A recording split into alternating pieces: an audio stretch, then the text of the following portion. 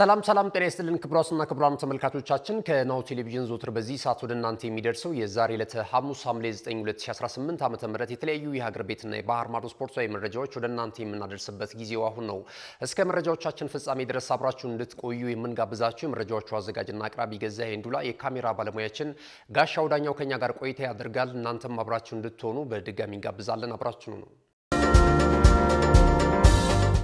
ክቡራትና ክቡራን ተመልካቾቻችን እንግዲህ የ2026ቱ የዓለም እግር ኳስ ዋንጫ የውድድር መድረክ የፍጻሜ ተፋላሚ ሁለት ሀገራቶች ተለይተዋል። ትላንት ምሽት እንግሊዝን ከአርጀንቲና ያገናኘው ተጠባቂው ጨዋታ በአርጀንቲና ብሔራዊ ቡድን አሸናፊነት ፍጻሜውን አግኝቷል። በዚህ መሰረት እንግዲህ የፊታችን እሁድ አውሮፓዊቷ ሀገር ስፔን ከደቡብ አሜሪካዊቷ ሀገር አርጀንቲና ጋር የፍጻሜ ጨዋታ እንደሚያከናውኑ እንግዲህ ታውቋል ማለት ነው። ትላንትና የጨዋታውን ግምት በተመለከተ የተለያዩ ሀሳቦችን አደርሳችሁናል። ትላንት በነበረው የመረጃ ሰዓታችን ማለት ነው።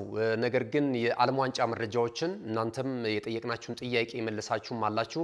እስከ ስማችሁ እስከ መልሳችሁ ኋላ ላይ የምንመለስባችሁ ይሆናል። አጫጭርም ሌሎች መረጃዎችንም አካተናል። በባህር ማዶ ስፖርታዊ ጉዳዮቻችን የምንመለከታቸው ይሆናል። እንደወትሮ ሁሉ ግን ለሀገር ቤት ስፖርታዊ መረጃዎች ቅድሚያ እንሰጣለን።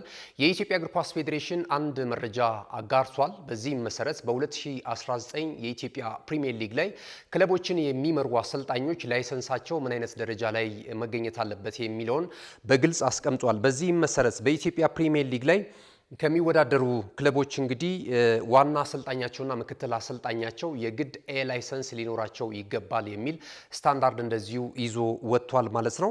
ከዛ ባለፈ ደግሞ ሶስተኛ ምክትል አሰልጣኝ መቅጠር የፈለገ ክለብ ደግሞ የቢ ላይሰንስ ያለውን አሰልጣኝ ነው በግዴታ ማምጣት ያለበት የሚል እንደዚሁ ስታንዳርድ ተቀምጧል። የግብ ጠባቂን አሰልጣኝ ስንመለከት ይህ እንግዲህ የፕሪሚየር ሊግ ተሳታፊ ክለቦች የግብ ጠባቂ አሰልጣኝ መቅጠር ከፈለጉ የግዴታ የሲ ላይሰንስ ፍቃድ ሊኖረው ይገባል የሚል እንደዚሁ መረጃ አጋርሷል። ሌሎቹንም በየደረጃው ያሉትን እንመልከት። የኢትዮጵያ ሴቶች ፕሪሚየር ሊግ ዋናና ምክትል አሰልጣኝም የቢ ላይሰንስ እንዲኖራቸው ያስገድዳል። የኢትዮጵያ እግር ኳስ ፌዴሬሽን ይህንን መመሪያ ይፋ አድርጓል። ከዛ ባለፈ የኢትዮጵያ ከፍተኛ ሊግ ዋናና ምክትል አሰልጣኝ የቢ ላይሰንስ ሊኖራቸው ይገባል።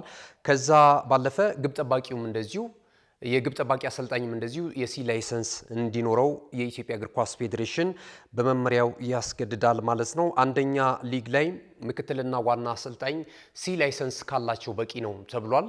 እንግዲህ ይህንን መመሪያ በ2019 በአዲሱ የውድድር ዘመን የኢትዮጵያ ፕሪሚየር ሊግ ለመተግበር አስፈላጊውን ዝግጅት ስለማጠናቀቁ ገልጿል። በእርግጥ ካለፈው ዓመት ጀምሮ ነው ይህንን ስታንዳርድ ይፋ አድርጎ እየተገበረ የሚገኘው ማለት ነው። እንግዲህ አንዳንድ ከኢትዮጵያ ከፍተኛ ሊግ ወደ ኢትዮጵያ ፕሪሚየር ሊግ ክለቦችን አሳድገው ነገር ግን በላይሰንስ ጉዳይ ኤ ላይሰንስ ያሌላቸው አሰልጣኞች ወደ ታችኛው ወደ ኢትዮጵያ ከፍተኛ ሊግ ወርደው ዳግም ሌላ ክለብ እንዲረከቡ ያስገደደበትን ሁኔታ እናስታውሳለን። የብሽር አብደላን እንደዚሁ ማስታወስ እንችላለን። ሸገር ሲቲ እግር ኳስ ክለብን ወደ ኢትዮጵያ ፕሪሚየር ሊግ ካሳደገ በኋላ ነገር ግን ኤ ላይሰንስ አልነበረውም። ከዛ ወደ አላባ ከተማ መጥቶ እንግዲህ አላባ ከተማን ደግሞ በአለፈው ዓመት እንደምናስታውሰው ወደ ኢትዮጵያ ፕሪሚየር ሊግ ማሳደግ ችሏል። በታሪኩ አላባ ከተማ እግር ኳስ ክለብ ለመጀመሪያ ጊዜ ወደ ኢትዮጵያ ፕሪሚየር ሊግ ማምጣት የቻለው ይህንን እድል በመጠቀም ነው ማለት ነውና አሰልጣኝ በሽር አብደላ እጅግ በጣም የሚደነቅ ወጣት አሰልጣኝ ነው። አዳዲስ አሰራሮችን፣ አዳዲስ ሙከራዎችን ወደፊት ትልቅ ነገር በኢትዮጵያ እግር ኳስ ውስጥ ትልቅ አበርክቶ ሊያሳየን የሚችሉ ወጣትና ተስፈኛ አሰልጣኞች መካከል አንደኛው ነው ማለት ይቻላልና አንዳንድ ጊዜ እንግዲህ እንደዚህ አይነት ጉዳዮችን ማሟላት ሳንችል ስንቀር በነገሮች ከማዘን ይልቅ ወርዶ ደግሞ ሌላ ክለብ ይዞ ለመምጣት ጥረት ማድረግ ያንን ደግሞ በሂደት ትምህርታችንና ስልጣናችንን እንደዚሁ እያከለንና እያሻሻልን ከሄድን ወደ ከፍታ ከሀገር ሞቶ የማሰልጠን እድል ሊመጣ ይችላል ማለት ነውና የኢትዮጵያ እግር ኳስ ፌዴሬሽንም ይህንን የላይሰንስ ጉዳይ በማስፈጸም እንግዲህ እየተከታተለ በቀጣይ እነዚህን ጉዳዮች ያስመለክተናል ብለን እናስባለን። በ2019 የኢትዮጵያ ፕሪሚየር ሊግ፣ የከፍተኛ ሊግ፣ የሴቶች ፕሪሚየር ሊግ እንደዚሁም የአንደኛ ሊግን ጨምሮ ማለት ነው። የሀገር ቤት ስፖርታዊ መረጃዎቻችን እዚህ ላይ እናጠናቅቃለን። ስንመለስ በቀጥታ ወደ ባህር ማዶ ስፖርታዊ ጉዳዮቻችን ነው የምናቀናው። ናሁ ቴሌቪዥን ምርጫችሁ አድርጋችሁ ነው ስፖርቱን እየተከታተላችሁ ስላላችሁ እጅግ በጣም እናመሰግናለን። ጠቃሚ መልእክቶች ወደ እናንተ ከደረሱ በኋላ ዳግም የምንገናኝ ይሆናል። አብራችሁ ነው። እነሆ የምስራች የ10 አየር መንገድ የበረራ ትኬት ለውድ ደንበኞቹ በተቀላጠፈና አስተማማኝ በሆነ መንገድ እያቀረበ ያለው በዚህም በደንበኞቹ የተመሰገነው ጉዞጎ አሁን ደግሞ ተደራሽነቱን በማስፋት ተጨማሪ ባንኮችን በማካተት ለውድ ደንበኞቹ የበለጠ አስተማማኝ ለመሆን ችሏል። የጉዞጎን አፕሊኬሽን ከአፕ ስቶር ወይም ከፕላይ ስቶር በማውረድ የመነሻና የመድረሻ ከተማዎትን መርጠው ዋጋ አወዳድረው የሀገር ውስጥም ሆነ ዓለም አቀፍ በረራ ማድረግ ካሰቡ የበረራ ትኬቶን ክፍያ በአቅራቢያው በሚገኙ ባንኮች አንድም በአካል በመሄድ ወይም በኦንላይን የክፍያ አማራጮች ክፍያዎትን በመፈጸም የበረራ ትኬቶን በእጅ ያስገቡ። ከዚህም በተጨማሪ እንደ ሁሉ ጊዜው ወደ ጉዞጎ የጥሪ ማዕከላችን 7473 በመደወል ከሙሉ የበረራ መረጃ ጋር የ24 ሰዓት የትኬት አገልግሎት ማግኘት እንደሚችሉ ስናበስሮ በታላቅ ደስታ ነው። ለበረራዎ ጉዞጎ።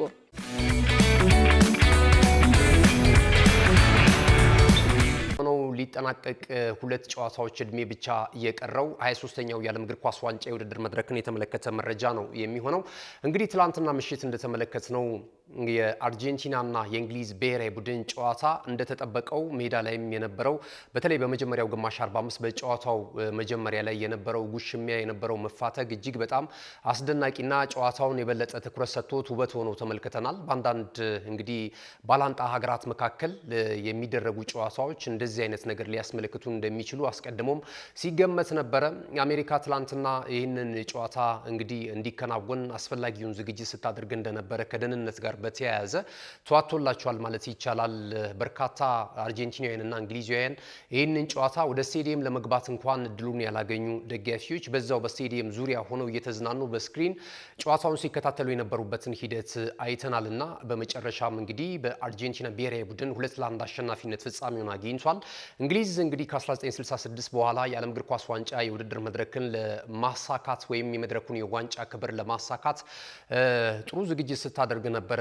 ከምድብ ጨዋታዎች ጀምሮ ማለት ነው ወደ ዓለም ዋንጫው ለማለፍ በነበሩ የማጣሪያ ጨዋታዎች ምንም ሽንፈት ሳያስተናግዱ ሁሉንም ጨዋታዎች በማሸነፍ ነበረ በአሰልጣኝ ቶማስ ቱኸል እየተመሩ ለዚህ የ26ቱ የዓለም እግር ኳስ ዋንጫ የውድድር መድረክ መብቃት የቻሉት። በምድብም በዚሁ በዓለም ዋንጫው ላይም የነበራቸው እንቅስቃሴ ጥሩ ነበረ። እንግዲህ በጣም መልካም ጉዞ ማድረግ ችለው ነበረ እስከ ትላንት ምሽቱ ጨዋታ ድረስ ማለት ነውና ትላንትም አጀማመራቸው ግሩም ነበረ። 55ኛው ደቂቃ ላይ በተለይ ሁለተኛው ግማሽ 45 በኋላ ከ10 ደቂቃ በኋላ ከረፍት ከገቡ በኋላ የነበራቸውን እንቅስቃሴ ወደ ጎል መቀየር ችለው ነበረ። እንግዲህ እንደምናስታውሰው ማለት ነው ሞርጋን ሮጀርስ በቀኝ በኩል ያሻማውን ኳስ አንቶኒ ጎርደን በግሩም ሁኔታ ከመረብ አሳርፎ ሶስቷን አብስት 1-0 በሆነ ውጤት ጨዋታውን እንዲመሩና ቀዳሚ እንዲሆኑ የበለጠ ስነ ልቦናን እንዲላበሱ አድርጓቸው ነበረ። በስቴዲየም የነበረው ደጋፊ ደግሞ እንደዚሁ የደስታ አገላለጹ ልዩ ነበረ። እኛም እዚህ በሀገር ቤት ጨዋታውን በምንከታተልበት አንዳንድ አካባቢዎች ላይ የእንግሊዝ ብሔራዊ ቡድን ደጋፊዎች ደስታቸውን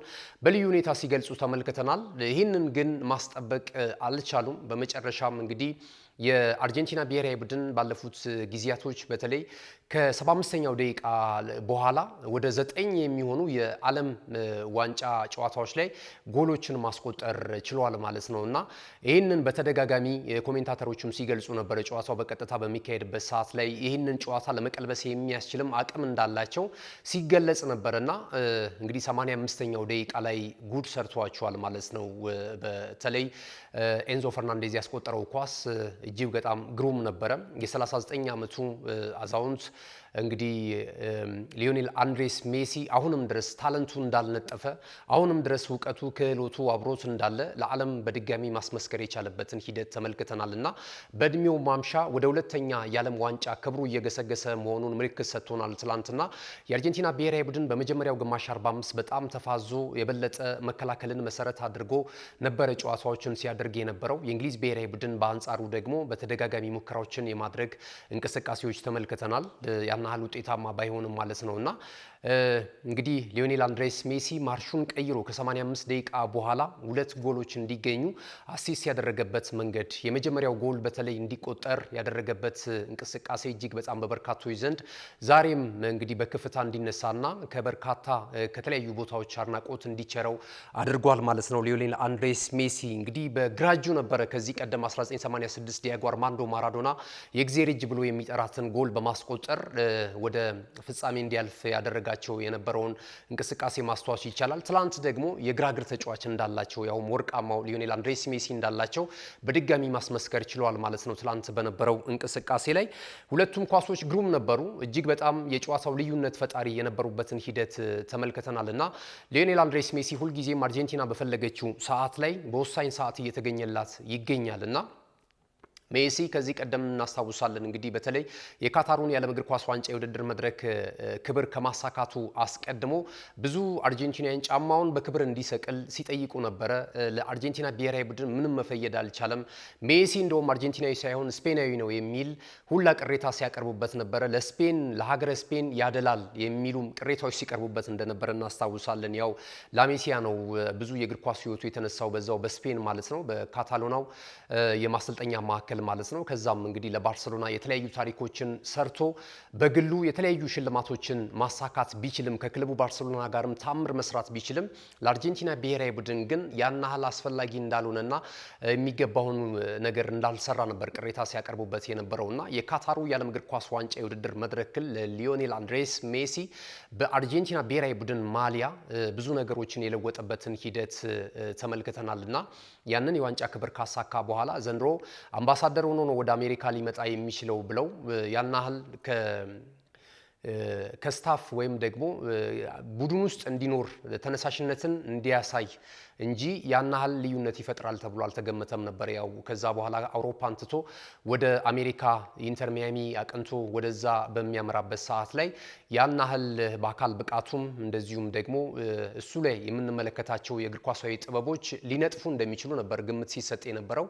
ነገር ግን እንግዲህ በተከታታይ ሁለት የዓለም ዋንጫዎችን የአርጀንቲና ብሔራዊ ቡድን እንዲያነሳ አይነተኛው ተጫዋች የቡድኑ አባል ብቻ ሳይሆን አርጀንቲና ናት አሁን እየተጠቀመችበት የምትገኘው ሊዮኔል አንድሬስ ሜሲ ሳይሆን እየተገለገለ የሚገኘው በአርጀንቲና ብሔራዊ ቡድን ማሊያ ማለት ነውና በእድሜው ከ10 ከ15 በላይ አመታት ከሚያንሱ ተጫዋቾች እየሮጠ የሚበልጥበት አንድ ለአንድ በሚያገኛቸው ግንኙነቶች እንዴት አታለው ማለፍ እንደሚችል እንዴት በወሳኝ ቦታዎች ላይ መገኘት እንደሚችል እንዴት ወሳኝ ደቂቃዎች ላይ የሀገሩ ብሔራዊ ቡድን ወደ ከፍታ እንዲመጣ ሚናው የጎላ መሆኑን ብቃቱ አብሮት እንዳለ ማሳየት የቻለበትን ምሽት ትላንትና ተመልክተናል ማለት ነውና የትላንቱን ጨዋታ እንዴት ተመለከታችሁት? እንግዲህ የእንግሊዝ ብሔራዊ ቡድን አልታደለም ማለት ይቻላል። አብዛኛውን በአሰልጣኝ ቶማስ ቱኸል ላይ ከጨዋታው መጠናቀቅ በኋላ ብዙ የቀድሞ የእንግሊዝ ብሔራዊ ቡድን ተጫዋቾች ጣታቸውን እየቀሰሩ ነው የሚገኙት። በጣም ፈሪ ቡድን ያፈክፍጎ የሚጫወት 1-0 በሆነ ውጤት እየመራ በዛው ብቻ ጨዋታው እንዲጠናቀቅለት መገመት ብዙ ጥሩ ያልሆኑ ቀቢጸ ተስፋዎችን በጨዋታው እንቅስቃሴ ላይ አሰልጣኝ ቶማስ ቱኸል ይዘው እንደገቡ ለመተግበር የተሳሳተም እንደነበረ ነው እየወቀሱ የሚገኙት። ብዙ እንግሊዛውያን የቀድሞ ተጫዋቾች እንደነ ዋይኒ ሩኒን ተመልክተናል። ማይክል ኦዌን እንደዚሁ ሀሳብ ሰጥቷል እና እንደውም ጨዋታውን ማይክል ኦዌን 4-1 በሆነ ውጤት ነበረ መሸነፍ የነበረባት የእንግሊዝ ብሔራዊ ቡድን። እንደዚህ አይነት ፈሪ ብሔራዊ ቡድን አይቻል አቅም በትላንት ምሽቱ ጨዋታ በጣም ተከፍቻለሁ። አሰልጣኝ ቶማስ ቱኸል ይዞ የገቡት አሰላለፍና በስተመጨረሻ ደግሞ ጎል ካስቆጠሩ በኋላ አፈክፍገው መጫወታቸው በተለይ ደግሞ ሶስት ተከላካዮችን ቀይረው ማስገባታቸው በብዙዎች ዘንድ አልተወደደላቸውም። የጨዋታው አፈጻጸምም አለማማሩን ተከትሎ ማለት ነውና ትልልቅ ተጫዋቾች ነበር ትላንትና በእንግሊዝ ብሔራዊ ቡድንም እንደነ ዴቪድ ቤካምን ተመልክተናል። ሌሎችም የቀድሞ የእንግሊዝ ብሔራዊ ቡድን ተጫዋቾችም በአርጀንቲና በኩልም እንደነ ሰርጂዮ አጉዌሮን የመሳሰሉ ታላላቅ ተጫዋቾች በስቴዲየም ተገኝተው የሀገራቸው ብሔራዊ ቡድንን ሲያበረታቱ የነበሩበትን ሂደት አይተናል። ከዛ ባለፈ ብዙዎች ናቸው የነበሩት በስቴዲየም በቃ ታላላቅ የሚባሉ በእግር ኳሱ ከዚህ ቀደም ተጫውተው ማለፍ የቻሉ አሰልጥነው ማለፍ የቻሉ የትልልቅ የስፖርት ተቋማት መሪዎች ጭምር እንደዚሁ የተመለከትንበትን ሂደት መታዘብ ችለናል ማለት ነውና የወቅቱ የዚህ ክፍለ ዘመን ትልቁ ጨዋታ የተባለው ጨዋታ እንግዲህ በአርጀንቲና ብሔራዊ ቡድን 2-1 አሸናፊነት ተጠናቋል ማለት ነው።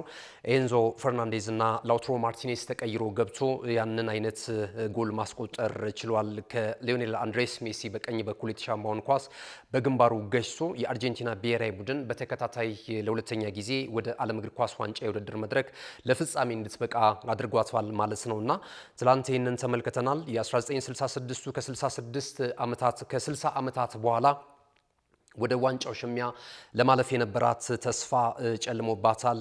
እንግሊዝ አሁንም ሌሎች አዳዲስ ወጣት ተጫዋቾችን ትፈልጋለች።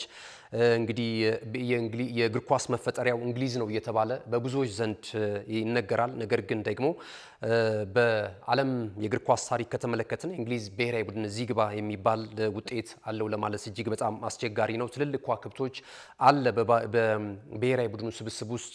እንደሚታወቀው የእንግሊዝ ፕሪሚየር ሊግ ላይ በዓለም ላይ ከሚወደዱ ለተዝናኖት በቅድሚያነት ከሚመረጡ ሊጎች መካከል አንደኛው ነው። ግን እንግዲህ እንግሊዝ ብሔራዊ ቡድን ደግሞ እንዳለመታደል ጠንካራ ሆኖ እየተመለከት ነው አይደለም የምንገኘው ማለት ነው። ትላንት ግን በነበረው እንቅስቃሴ ላይ በተለይ በእንግሊዝ ብሔራዊ ቡድን ላይ በነፍስ ወከፍ የተጫዋቾችን ብቃት ከተመለከትን ፒክፎርድ እጅግ በጣም አስደናቂ ብቃቱን ማሳየት ችሏል። ያለቀላቸውን ኳሶች አምክኗል። ምናልባት ፒክፎርድ ያዳናቸው ኳሶች መረብ ላይ አርፎ ቢሆን የአርጀንቲና ብሔራዊ ቡድን ከዚህም ከፍ ባለ የጎል ልዩነት ጨዋታውን ማሸነፍ የሚችልበት እድል እንደነበረ ተመልክተናልና አንዳንዴ ፒክፎርድ እንግዲህ መለስተኛ ለሚባል ክለብ ነው የሚጫወተው። እንደምታውቁት በኤቨርተን በእርግጥ ቀደምት በጣም ትልቅ ገናና እንግሊዝ ፕሪሚየር ሊግንም ወደ 9 ጊዜ የዋንጫ ክብር ማሳካት የቻለ ነው። በጣምራም እንደዚሁ ታሪኩ ከሊቨርፑል ጋር መሳ ለመሳክ ሜዳ ከመካፈል አንስቶ ብዙ ትልልቅ ተጫዋቾች ያለፉበት እንደሆነ ይታወቃል። ነገር ግን አሁን ላይ ደግሞ በአንዳንድ ጉዳዮች እንግዲህ ኤቨርተን አንዳንድ ጊዜም ላለመውረድ አንዳንድ ጊዜ መሀል ሰፋሪ ሆኖ እንመለከተዋለን። ለዛ ክለብ ነው እየተጫወተ የሚገኘው ማለት ነው ፒክፎርድ እና በተደጋጋሚ ግን የእንግሊዝ ብሔራዊ ቡድን የተለያዩ አሰልጣኞች ቢመጡም ይህንን ግብ ጠባቂ ተመራጭ እያደረጉ በቋሚ አሰላለፍ ውስጥ ሲያሰልፉት እንመለከታለን። ሌሎች አማራጮች ቢኖሯቸውም ማለት ነውና ትላንትና ግን አሰልጣኝ ቶማስ ቱኸልም ይህንን ግብ ጠባቂ ዳግም ለምን መጥራት እንዳስፈልጋቸው በተግባር ያስመሰከረበትን ሂደት ተመልክተናልና የጨዋታው ኮከብ እኔ ቢሸነፉም ትላንት በነበረው እንቅስቃሴ ለፒክፎርድ የበለጠ እድል ሰጥቷል። አንዳንዶች እንግዲህ የነ ዴክላን ራይስ ተቀይሮ መውጣት እንደዚሁ የነ ቡካዮ ሳካ በቋሚ አሰላለፍ ውስጥ ያለመካተትና ትላንት ጨዋታ እድል ያለማግኘታቸው ብዙ ጥያቄ ያስነስቶባቸዋል በአሰልጣኝ ቶማስ ቱኸል ላይ ማለት ነውና ምናልባት ገብተው ስላላየ ነው እንዲህ ይሆናል ብሎ ለመፈረጅ አስቸጋሪ ነው። ነገር ግን እንደነ አሌን ሽረር የመሳሰሉ የቀድሞ እንግሊዝ ብሔራዊ ቡድንና የኒውካስል ዩናይትድ ተጫዋች ግን እንደዚህ አይነት ቅሬታ እያቀረቡ ነው የሚገኙት በአሰልጣኝ ቶማስ ቱኸል ላይ ማለት ነው። ተቀይሮ የወጡም ተጫዋቾች አግባብ አልነበረም። አንቶኒ ጎርደንም እንደዚሁ በተመሳሳይ ተቀይሮ መውጣት እንደሌለበት ነበረ ሲገልጽ የነበረው። በዚህ ሀሳብ ተስማማላችሁ? የትላንቱን ጨዋታ እንዴት ገመታችሁት? እስኪ እኛ በወፍ በረር እንደዚህ ተመልክተናል የትላንቱን ምሽቱን ጨዋታ። የእናንተን ምልከታ ደግሞ በሰፊው ልታደርሱን ትችላላችሁ ማለት ነው። ትላንት በነበረው ጨዋታ እንግዲህ ላለፉት 30 ምናምን ቀናቶች ሲካሄድ የነበረው 23ኛው የዓለም እግር ኳስ ዋንጫ የውድድር መድረክ አጠቃላይ 39 ቀናትን ነው የሚቆየው። የፊታችን እሁድ ፍጻሜውን ያገኛል። እንደዚሁ ቅዳሜ እኩለ ሌሊት ላይ ደግሞ 6 ሰዓት ላይ የሚደረግ ጨዋታ አለ በኢትዮጵያ ሰዓት አቆጣጠር በኢንተር ሚያሚ ጋርደንስ የሚደረገው የፈረንሳይና እንግሊዝ ብሔራዊ ቡድን የናስ ሜዳሊያውን ለማጥለቅ የሚደረገው ፍክክር ቀዳሚ ይሆናል። እሁድ ምሽት ደግሞ እንደዚሁ በስፔን እና በአርጀንቲና መካከል በኒውዮርክ ኒው ጀርሲ ስቴዲየም የሚደረገው የፍጻሜ ጨዋታ ደግሞ በኢትዮጵያ ሰዓት አቆጣጠር ምሽት 4 ሰዓት ላይ ነው የሚደረገውና ብዙ ክስተቶችን ብዙ አነጋጋሪ ጉዳዮችን ፖለቲካውም ዘንድሮ ተጨምሮበታል ማለት ይቻላል። በተለይ ደግሞ በሀገር አሜሪካ መከናወኑ አንዳንድ እንግዲህ ያልተጠበቁ ነገሮች እንድንመለከት አድርጎናል። የአሜሪካው ፕሬዝዳንት ዶናልድ ትራምፕን ጨምሮ እንደዚሁ የፊፋው ፕሬዝዳንት ጂያኒ ኢንፋንቲኖ ጥያቄ ውስጥ ቆይታቸው የገባበትን በቀጣይ እንግዲህ የፊፋም የፕሬዝዳንታዊ ምርጫውን ያደርጋል በአፍሪካዊቷ ሀገር ሞሮኮ ራባት ይደረጋልና እንደውም የፒኤስጂውን የእግር ኳስ ክለብ ፕሬዝዳንት ጭምር የአውሮፓ እግር ኳስ ማህበር ሜንሽን እያደረገ ነው የሚገኘው የፊፋን እንዲመሩ ማለት ነውና እንደዚህ አይነት ጉዳዮችን ይዞ መጥቷል። ታማኒነት አንዳንድ ከፕሬዝዳንቱ ጋር ከዶናልድ ትራምፕ ጋራ መመሪያዎችን እስከ መጣስ ድረስ የደረሰበትን ፊፋም ጥያቄ ውስጥ የገባበትን አጋጣሚዎች ተመልክተናልና ብዙ ክስተቶችን ያስመለከተን ለመጀመሪያም ጊዜ በ48 ሀገራቶች መካከል የተከናወነው 23ኛው የዓለም እግር ኳስ ዋንጫ የውድድር መድረክ ሊቋጭ እንግዲህ 4 ቀናቶች እድሜ ብቻ ቀርቶታል ማለት ነው። አሁን እድል ያላቸው ስፔን እና አርጀንቲና ናቸው የመድረኩን የዋንጫ ክብር ለማሳካት። የአርጀንቲና ብሔራዊ ቡድን ለ4ኛ ለአራተኛ ጊዜ መድረኩን የዋንጫ ክብር ለማሳካት እንደዚሁም ደግሞ ከዛ ባለፈ የስፔን ብሔራዊ ቡድን ከ2010 በኋላ ይህንን የውድድር መድረክ የግዙፉን የእግር ኳስ መድረክ የዋንጫ ክብር ለማሳካት እንደዚሁ ከባድ ፍልሚያ ያደርጋሉ ተብሎ ነው የሚጠበቀው። የዋንጫውንስ ክብር ማን ሊያሳካው ይችላል? የደረጃው ጨዋታ ቀላል የሚባል አይደለም። በተለይ ለክሊያን ምባፔ ማለት ነው የሜሲና የክሊያን ምባፔ የከፍተኛ ጎል አስቆጣሪነቱን ትራክ በቀዳሚነት ለማጠናቀቅ የሚደረገው ፍክክር ያንዳንድ ጨዋታ እድሜ አላቸው። ሁለቱም 50-50 ይህንን የማሸነፍ እድል አላቸው። በእርግጥ ሊዮኔል አንድሬስ ሜሲ የሚያቀበልበት መንገድ ኳሶችን አሲስት በማድረግ አሁን ወደ ጥሩ ሁኔታ መጥቷል። ምናልባት በዚሁ 8 ግቦችም የሚጠናቀቅ ከሆነ ወደ እሱ ሊያመራ የሚችልበት እድል አለ። ከዛ ባለፈ ግን ክሊያን ምባፔም በደረጃው ጨዋታ ጎል ካስቆጠረ እንግዲህ በቀጣይ የ26ቱን የዓለም እግር ኳስ ዋንጫ የውድድር መድረክ የከፍተኛ ጎል አስቆጣሪነቱን ትራክ ሊቀናጅ የሚችልበት እድል አለ ማለት ነው። ትላንት በነበሩን ጥያቄዎቻችን ላይ የተለያዩ ተመልካቾቻችን የተለያዩ ገንቢ ሀሳቦችና እንደዚሁ መልስ ይሆናል ያላችኋቸውን መልሶችንም እንደዚሁ አድርሳችሁናል። ትላንት ወደ እናንተ ያደረስነው የናሁ ስፖርት የመጀመሪያው ጥያቄ የነበረው እንደምታስታውሱት እንግዲህ የ1986ቱ የዓለም እግር ኳስ ዋንጫ የውድድር መድረክ ማራዶና በእጁ አስቆጥሮ ወደ ግማሽ ፍጻሜ ወይም ደግሞ ወደ ፍጻሜ ማለፍ የቻሉበትን ጎል ማስቆጠር የቻለው የ1986ቱ የዓለም እግር ኳስ ዋንጫ የውድድር መድረክን ያሰናዳችው ሀገር ማናት የሚል ነበረ። የ1986ቱ የዓለም እግር ኳስ ዋንጫ የውድድር መድረክ አስተናጋጅ የነበረችው ዘንድሮም አስተናጋጅ ነበረች፣ በጣም ራምቢዮም ማለት ነው፣ ሜክሲኮ ናት። እንግዲህ ሜክሲኮ ናት ይህንን የዓለም እግር ኳስ ዋንጫ የውድድር መድረክ አስተናግዳ የነበረው ማለት ነው። ይህንን ያላችሁ መላሾቻችን እጅግ በጣም ልክ ናችሁ። አሁን የሞከራችሁና በትክክል መልሱን ያገኛችሁ ተመልካቾቻችንን ስም ከፍ የምናደርግበት ነው በክብር። አስናቀ ይመር ከእንግዲህ የጨዋታ ግምት ከመገመት ይልቅ የዕቃ ዋጋም ብገምት ይቀለኛል ብሏል። ይህንንም ያስተማረችኝ ስፔን ናት ብሏል። እንግዲህ በስፔን እና በፈረንሳይ ጨዋታ ፈረንሳይ እንደምታሸንፍ ነበረ የአስናቀ ይመር የመጀመሪያው ግምት የነበረው ማለት ነው። ነገር ግን ደግሞ ስፔን እንግዲህ እንደ ቡድን ተጫውታ ያንን የግማሽ ፍጻሜ ጨዋታ 2-0 በሆነ ውጤት አሸንፋ እንግዲህ ወደ ፍጻሜው ማለፏ የሚታወስ ነው ማለት ነው። እና እንግዲህ እንደዚህ አይነት ነገሮችን ተናግሯል። ቡድን እግር ኳስ የቡድን ጨዋታ ነው። ስፔን ለዚህ የታደለች ናት። በዛም ጨዋታ ላይ ምን ያህል ለታክቲክ ተገዢ እንደነበሩ አሳይቷል የሚል ሀሳብ ገልጿል። የንብ አይነት ነው እንደውም የገለጻቸው። አስናቀ ይመር እጅግ በጣም እናመሰግናለን። ኤፍሬም እጅጉ እንደዚሁ አቀራረባችሁ እጅግ በጣም ጥሩ ነው፣ እየተመለከትናችሁ እንገኛለን። መረጃችሁ በዚሁ ይቀጥል ብሎናል ኤፍሬም። እጅግ በጣም እናመሰግናለን። ይርጋ ሙሉ ብርሃኔ እንግሊዝ ታሸንፋለች የሚል ቅድመ ግምት አድርሶን ነበረ። እንግዲህ ትላንት የነበረው ጨዋታ በእንዲህ አይነት ሁኔታ ነው የተጠናቀቀው አርጀንቲና አሸናፊነት። የዞትር ተመልካቻችን እጅግ በጣም የምናከብራቸው ተሳታፊያችንም ጭምር ናቸው በንቃት አቶ ሻውሌ ዳኜ ደግሞ የዘንድሮ የዓለም እግር ኳስ ዋንጫ የውድድር መድረክ በጣም አስገራሚ ነገሮችን እያስመለከተን ይገኛል፣ እንደዚሁም ለመገመት እጅግ በጣም አዳጋች ነው የሚል ሀሳብ ካደረሱን በኋላ 1986ን ያሰናዳችው ሜክሲኮ ናት የሚል ምላሽ ሰጥተውናል። በተለይ ደግሞ ትላንትና የአርጀንቲናንና የእንግሊዝ ብሔራዊ ቡድን የተመለከተ አጠር ያለ ፕሮዳክሽን ተሰናድቶ ነበር በባልደረባችን ጋዜጠኛ ቦጋለ ተስፋ አማካኝነት ማለት ነው። አቶ ሻውል ዳኜ ይህ አቀራረብ እጅግ በጣም ጥሩ ነው፣ ወደፊትም ቢቀጥል የሚል ሀሳባቸውን ሰጥተዋል። ጋዜጠኛውም ያላቸውን አድናቆት እንደዚሁ ገልጾልናል። እጅግ በጣም እናመሰግናለን። ሳዳት ግደይ በጣም ጥሩ ነው አቀራረባችሁ፣ በዚሁ ቀጥሉ ብሎናል። ስብከት ባጭሩ የሚል ተመልካቻችን ስም የያዘ እንደዚሁ ሜክሲኮ ናት የ1986ቱን የዓለም እግር ኳስ ዋንጫ የውድድር መድረክ ያሰናዳቸው የሚል መልስ አድርሶናል። በጣም ትክክል ነው። ዘሪሁን አበበ ሜክሲኮ ብሏል። እንደዚሁም አንዳ ፍት አዲስ ሜክሲኮ ናት የሚል መልስ አድርሶናል። መሀድ የጂጂጋው አድማጫችን ወይም ተመልካቻችን እጅግ በጣም እናመሰግናለን። መልሱን እሱም ሲያደርሰን 1986 ነበረ ሜክሲኮ ናት ያሰናዳናቸው። በዚህ ወቅት ደግሞ ማራዶና ሁልጊዜም ከፍ ብሎ ስሙ የሚነሳበት በአርጀንቲና በኩል እንግዲህ በእጁ ያስቆጠራትንም ጎል አያይዞ አንስቶልናል። ጨዋታውም በአርጀንቲና ብሔራዊ ቡድን 2-1 አሸናፊነት ነው የተጠናቀቀው የሚል ሰፊ ማብራሪያን ሰጥቶናል። በጣም እናመሰግናለን መሀድ ከጂጂጋ። እንደዚሁ ሰገነት ጣሊያን ናት የሚል አስተያየቷን አድርሳን ነበር ወይም አድርሶን ነበረ። ሰገነት ይህ ጣሊያን የሚለው መልስ ትክክል አይደለም፣ ሜክሲኮ ነው። ዳንኤል ገብረ ማርያም በርካታ ሀሳቦችን ነው ያነሳልን። ዲያጎ አርማንዶ ማራዶና በ1986 የዓለም እግር ኳስ ዋንጫ የውድድር መድረክ ላይ በአርጀንቲና ብሔራዊ ቡድን ልዩነት ፈጣሪ ከነበሩ ተጫዋቾች መካከል አንደኛው ነው ብሏል። ጨዋታውም 2-1 በሆነ ውጤት እንደተጠናቀቀ እንደዚሁ ገልጾልናል። የዘወትር ተመልካቻችን ዳንኤል ገብሬ በጣም እናመሰግናለን። መሐመድ ወርቅዬ እንደዚሁ በርቱ እየተከታተልናችሁ እንገኛለን የሚል ሀሳቡን አድርሶናል። በጣም እናመሰግናለን። ክቡራትና ክቡራን ተመልካቾቻችን የዓለም ዋንጫን የተመለከቱ ጥያቄዎቻችንን ከዚህ በኋላም የዓለም ዋንጫው እስኪጠናቀቅ ድረስ ወደ እናንተ እያደረስን የምንቀጥል ነው የሚሆነው።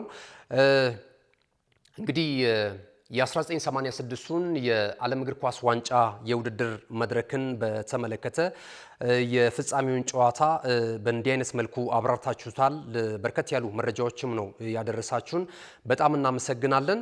ትላንት እንግዲህ ጨዋታውን የመሩት ዳኛን ነው የምንጠይቃችሁ። የዛሬው የዕለተ ሐሙስ የናሁ ስፖርት የመጀመሪያው ጥያቄ የሚሆነው ትላንት አርጀንቲናና የእንግሊዝ ብሔራዊ ቡድን ያደረጉትን የግማሽ ፍጻሜ ጨዋታ በአርጀንቲና 2-1 አሸናፊነት መጠናቀቁ የሚታወስ ነው። ይህን ጨዋታ በመሃል ዳኝነት የመሩት ዳኛ ማን ናቸው? ፍንጭ ለመስጠት ያህል አሜሪካዊ ዳኛ ናቸው።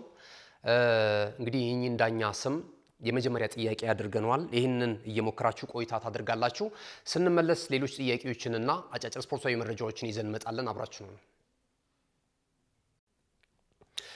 ክቡራትና ክቡራን ተመልካቾቻችን የመረጃችን የመጨረሻው ምዕራፍ ላይ ደርሰናል። አጫጭር ስፖርታዊ መረጃዎችን ከአሁን ሰዓት ጀምሮ ወደ እናንተ እናደርሳለን። የተለያዩ የዝውውር መረጃዎች እንግዲህ በየሰዓቱ እየወጡ ነው የሚገኙት። እነዚህ ለእውነትነት የቀረቡና በጭምጭምታ ደረጃ እየተሰሙ ያሉትን አጫጭር ስፖርታዊ መረጃዎች ወደ እናንተ እናደርሳለን። ኤስ ሚላን እናገኛለን። የሴሪያው ክለብ ኤስ ሚላን አሰልጣኝ ሮበን አሞሪምን ዋና አሰልጣኝ አድርጎ ከቀጠረ በኋላ የተለያዩ የዝውውር ሁኔታዎችን እንግዲህ እየፈጸመ ነው የሚገኘው ማለት ነው። እንግዲህ እንደ መረጃው ምንጭ ከሆነ ቱቶ መርካቶ ነው ይህን መረጃ ይዞት የወጣው ከዚያው ወደ ጣሊያን ማለት ነውና አሁን ላይ ሚሰር ናዝራዊንን ለማስፈረም ፍላጎት እንዳላቸው እየተገለጸ ይገኛል። ኤስ ሚላኖች ማለት ነው። ኢስቱፒና ወደ አስተን ቪላ ማምራቱ እየተገለጸ ነው የሚገኘውና ይህንን ተጫዋች ለመተካት የቀድሞ የቀይ ሰይጣናቱ ቤት ያቁት የነበረውን ሞሮካዊውን የቀኝ መስመር ተመላላሹን ናዝራዊን ለማስፈረም እንደዚሁ ከፍተኛ ጥረት በማድረግ ላይ ይገኛሉ ተብሏል። የ28 ዓመቱ ተጫዋች ለማስፈረም የተለያዩ ክለቦች ፍላጎት ቢያሳዩም ነገር ግን ደግሞ የቀድሞ መግባባታቸውን ተጠቅመው ሮበን አሞሪም ወደ ጣሊያን ወደ ሴሪያው ክለብ ኤስ ሚላን ለመውሰድ ፍላጎት እንዳላቸው በከፍተኛ ሁኔታ እየተገለጸ ነው የሚገኘው። ሌላኛው የቼልሲን መረጃ እናገኛለን። የምዕራብ ለንደኑ ክለብ ቼልሲ ደግሞ የሮማውን የአማካኝ ስፍራ ተጫዋች ማኖ ኩኔን ለማስፈረም በሚደረገው ፍክክር ውስጥ ራሱን ስለማስገባቱ እየተነገረ ይገኛል። ከዚህ ቀደም ማኖ ኩኔ የፈረንሳይ ኢንተርናሽናል እንግዲህ ከአርሰናል እና ሌሎች ክለቦች ጋር ስሙ በስፋት ሲያያዝ ነበረ። አርሰናል በግል ጥቅማጥቅም ጉዳይ የተጫዋቹን ወኪልና ተጫዋቹን አውርቶ ከስምምነት ላይ ደርሷል ተብሏል። ክለብ ለክለብ ግን የተደረገ ስምምነት እንደሌለ እየተገለጸ ነው የሚገኘው ማለት ነውና እንግዲህ ምናልባት እስከ 40 ሚሊዮን ፓውንድ ድረስ ለተጫዋቹ ዝውውር እንደሚፈልጉ ሮማዎችም በመነገር ላይ ይገኛል ማለት ነው። ይህ የተከላካይ አማካኝ ስፍራ ተጫዋች ቀጣይ ወደ እንግሊዝ ፕሪሚየር ሊግ ግን የመምጣቱ ጉዳይ አይቀሬ ስለመሆኑ ነው እየተገለጸ የሚገኘው ማለት ነው። የአንቶኒ ኑሳን ጉዳይ እናነሳለን። ለጀርመኑ ክለብ አርቢ ላይፕዚግ በመጫወት ላይ የሚገኘው በዚሁ በመከናወን ላይ በሚገኘው የዓለም እግር ኳስ ዋንጫ የውድድር መድረክ ላይ በኖርዌይ ብሔራዊ ቡድን ተመልክተነዋል። በጣም ተስፈኛ ከሚባሉ የፊት መስመር ተጫዋቾች መካከል አንደኛው ነው። ክንፍ ተጫዋች ነው። 21 ዓመቱ ላይ ይገኛል አንቶኒ ኑሳ ማለት ነው። እንግዲህ ኖርዌይ ብሔራዊ ቡድን ጥሩ ጉዞ እንዲያደርግ አስተዋጽኦ ከነበራቸው ኖርዌይን ተጫዋቾች መካከል አንደኛው እንደነበረ አይተናል በዓለም ዋንጫው ላይ ማለት ነውና ቀጣይ አርሰናል እና ሌሎች ክለቦች የተጫዋቹን ፊርማ ለማግኘት ከፍተኛ እንቅስቃሴ እንደሚያደርጉ በክለባቸው ስፖርቲንግ ዳይሬክተር አንድሪያ ቤርታ አማካኝነት መድፈኞቹ እየተገለጸ ነው የሚገኘው ማለት ነው። ሌሎችም አማራጮች ይዟል በእርግጥ እዚህ ቦታ ላይ ማለት ነውና አሁን ላይ ግን እንደነ ፒኤስጂ፣ ባየር ሙኒክን የመሳሰሉ ክለቦች ይህን ተጫዋች ለማስፈረም ፍላጎት እንዳላቸው በመነገር ላይ ነው የሚገኘው ማለት ነው። ሌላኛው የአርሰናል ጉዳይ በርካቶችን እያነጋገረና እንደዚሁ አስደንጋጭ ሆኖ እየተመለከት ነው እንገኛለን። የዊሊያም ሳሊባ ጉዳይ ማለት ነው። ዊሊያም ሳሊባ በፈረንሳይ ብሔራዊ ቡድን ውስጥ እንግዲህ አይነተኛ ሚና እንደነበረው እናስታውሳለን። ከትላንትና በስቲያ ምሽት በስፔን ተሸንፈው ከውድድር መድረኩ እስከተሰናበቱበት ወይም ደግሞ ለፍጻሜ አለማለፋቸውን ተከትሎ በመጀመሪያው ግማሽ 45 ላይ ነበረ እንግዲህ በጉዳት ምክንያት ተቀይሮ የወጣው ማለት ነውና አሁን የወጣው መረጃ በእርግጥ የፈረንሳይ ብሔራዊ ቡድን አንድ የደረጃ ጨዋታ ብቻ ነው የሚቀረው። ከዚህ በኋላ ምናልባት በ27ቱ ወይም ደግሞ በቀጣይ በሚደረጉ የአውሮፓ ዋንጫ ላይ ካልሆነ ለሌሎች ግልጋሎቶች በአፋጣኝ ሁኔታ ይፈልጉታል ተብሎ አይጠበቅም። ሌሎች ጨዋታዎች ስለሌሉ የሀገራት ጨዋታዎች ማለት ነው። የተጫዋቹ ጉዳት ግን አሁን ለአርሰናል ደጋፊዎች እጅግ በጣም አስጊ የሆነበትን ሁኔታ ተመልክተናል ማለት ነውና የጀርባ ህመም ነው ተብሏል። መለስተኛ የቀዶ ጥገና ሊያደርግ እንደሚችል መረጃዎች እየወጡ ነው የሚገኙት። ይሄ ደግሞ ከ4 ወር እስከ 5 ወራት ድረስ ምናልባት ከሜዳ ሊያርቀው ይችላል ተብሏልና አርሰናል ደግሞ አሁን በቅርቡ የቅድመ ውድድር ዝግጅቱን ለማድረግ እንደዚሁ በዝግጅት ላይ ነው የሚገኘው።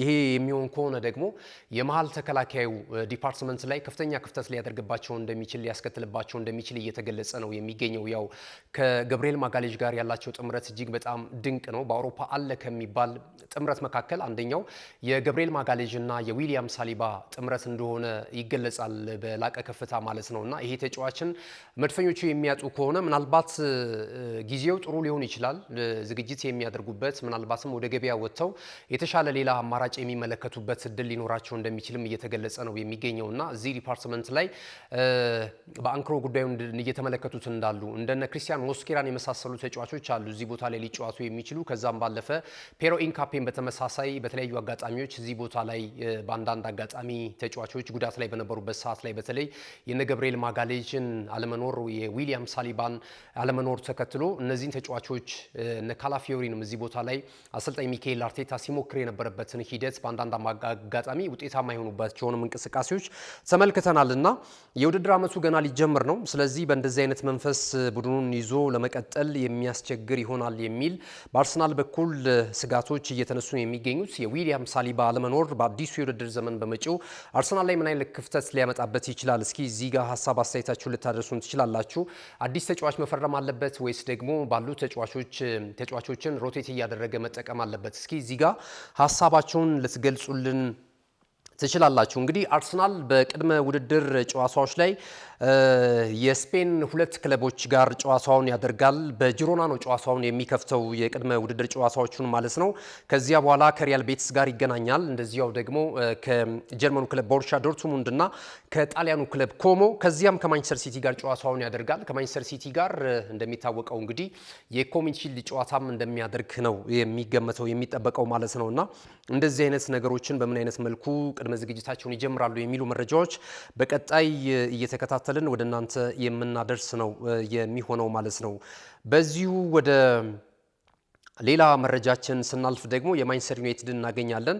ማንቸስተር ዩናይትድ ብሪያን ብሮኒን ከሰንደርላንድ ለማስፈረም ፍላጎት አሳይቷል። 24 ዓመቱ ላይ የሚገኘው ይህ የሰንደርላንድ ተጫዋች እንግዲህ በተጠናቀቀው የውድድር ዓመት ሰንደርላንድ ባደገበት ዓመት በታሪክ የአውሮፓ የተሳትፎ መድረክን ይዞ እንዲያጠናቅቅ ካስቻሉ ልዩነት ፈጣሪ ከነበሩ ተጫዋቾች መካከል አንደኛው እንደነበረ ይታወቃል እና አሁን ላይ አሰልጣኝ ሚካኤል አርቴታ ይህ ተጫዋች እንዲመጣላቸው ፍላጎት አላቸው ተብሏል። ገና ደግሞ እድሜው 24 መሆኑ እንዲሁም በተለያዩ ታላላቅ ክለቦች እንደዚሁ ራዳር ውስጥ መግባቱ አሰልጣኝ ሚካኤል አርቴታ ማይክል ካሪክ ይህን ተጫዋች ለማምጣት ፍላጎት እያደረባቸው እንደሚገኝ የተጫዋቹን ብቃት እያሳመናቸው እንደሆነ እየተገለጸ ነው የሚገኘው ማለት ነውና ይህንን ጉዳይ ተመልክተናል።